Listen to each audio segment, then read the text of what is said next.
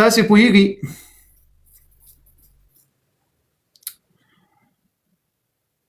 په ټول تاریخ د صحابه وکي الله جل وعلا رسول الله ته نه دی ویلی چې اې د ما پیغمبر د فلاني صحابي استقبال ته ورسه. تاسې فکر وکړي الله جل وعلا رسول الله صلی الله علیه وسلم ته وایي چې اې د ما پیغمبره خالد بن ولید رضی الله عنه را روان دی له غزا نه مخکې روز استقبال ته یې ورسه. الله اکبر. نعره تکبیر. الله اکبر.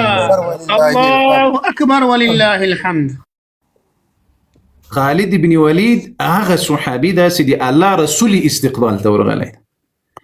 همدغه جلیل القدر صحابي هم د روافضو مجوسو پرې نه ښودل، د کفر ټاپی ورباندې لګولې او الله رسول الله ته وویل چې ای د ما پیغمبره د سیف الله لقب ورکړه د خالد بن ولید ته، د ما له طرف نه یې ورکړه. الله اکبر. د ما له طرف نه یې ورکړه. خدا به د ده په سیرت کې درته راسي. دا هرمز نه ده، دا اوس د دنیا ورباندې جنجال ده. دا هرمز د هغه لوی جنرالو د فارس، د ټول فارس د پوځ جنرالو.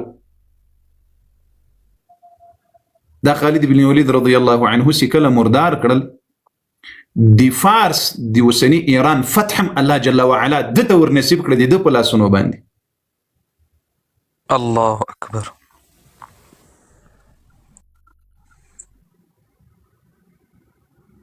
کنه دا ایران به وسم، دا فارس به وسم، د هرمز زامن به ټول به مجوسیان ول که خالد بن ولید رضی الله عنه له الله د رحمت نه وروسته دی نه وای. د خالد بن ولید رضی الله عنه ګناه څه شی وه؟ دوی ته اسلام وروړل، کلمه د لا اله الا الله محمد رسول الله وروړل. نن خبرې پسې کوي، توهین کوي، سپکاوی کوي. خو دا به د هغه په سیرت کې درته معلومه سي. خو مافیا صاحب نه مننه، الله جل وعلا مو په رزق او ژوند او زندگی کې برکتونه کړه. رب العالمین دې د اخلاص صداقت بدله درکړي. الته پاس راښکاره سولې، پاس راښکاره سولې. رئیس محترم ډېر اخلاص وکړ، الله دې ورڅخه قبول کړي. نو دغه سیرت چې اوس پاتې نشي، دا شیه ورته وایم د ظالم زامنو نن خو ریپورټ مه راباندې وهئ. د امام زین العابدین علیه السلام سیرت درته بیانوم، خدای مو هلاک کړه. تاسو خو په دروغو باندې وایئ چې موږ اهل بیت منو، نن خو د اهل بیتو سیرت درته بیانوم. تراس اهل بیت د ما په کتاب کې داسې سیرت لري، امام زین العابدین علیه السلام داسې سیرت لري. خو په خدای قسم که اوس زه همدغه سیرت د امام زین العابدین درته بیان کړم دوی نه مني. نه ما څه درته ویل، دوی اهل بیت نه مني. دوی ته ورته وایه ورته لکه خر داسې ځان ووهه ماتم وکړه، دوی دا ښه مني نه، ځکه هغه د اهل بیتو په خلاف باندې ده. په مړیو باندې شازونه وکړه، په خلاف باندې ده. نو رب دې وکړي چې دا فیصدي لږ راښکمه سي، دا سروالي نه زیړوالي ته راښکته سو. الحمدلله دا اوس لږ فیصدي خالص اوس خو لایف مفتی سم ده، خو سم خصوص الحمدلله. الحمدلله. خو که دا سم وساتلی سي، که وساتلی سول زه به د خپرونه وکړم.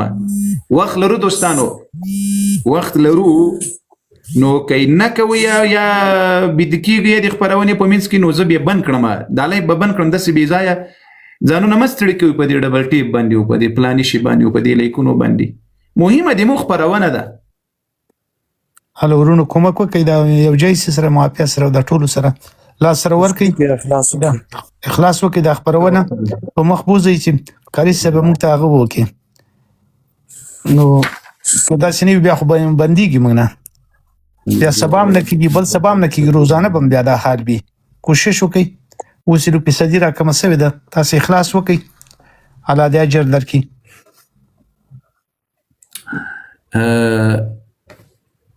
دا 4 دقیقې لا نور هم ګورم، دا 4 دقیقې ګورم.